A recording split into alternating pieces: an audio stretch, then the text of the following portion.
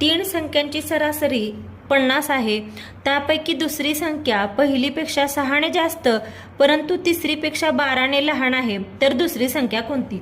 आता या सरासरीच्या क्वेश्चनमध्ये नेहमी काय करायचं, पहिला कंडिशन लिहून घ्यायच्या आणि त्याच्यानुसार समीकरण म्हणजे इक्वेशन बनवून घ्यायचं, म्हणजे सॉल्व्ह करायला सोपं जातं.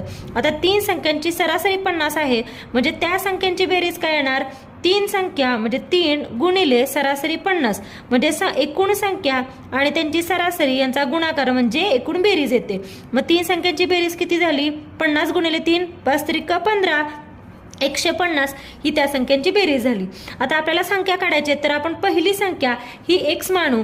दुसरी संख्या काय दिली आपल्याला, दुसरी संख्या पहिलीपेक्षा 6ने जास्त आहे, म्हणजे जर पहिली x आहे तर दुसरी संख्या काय येणार, x अधिक 6, पण तिसरीपेक्षा 12ने लहान आहे.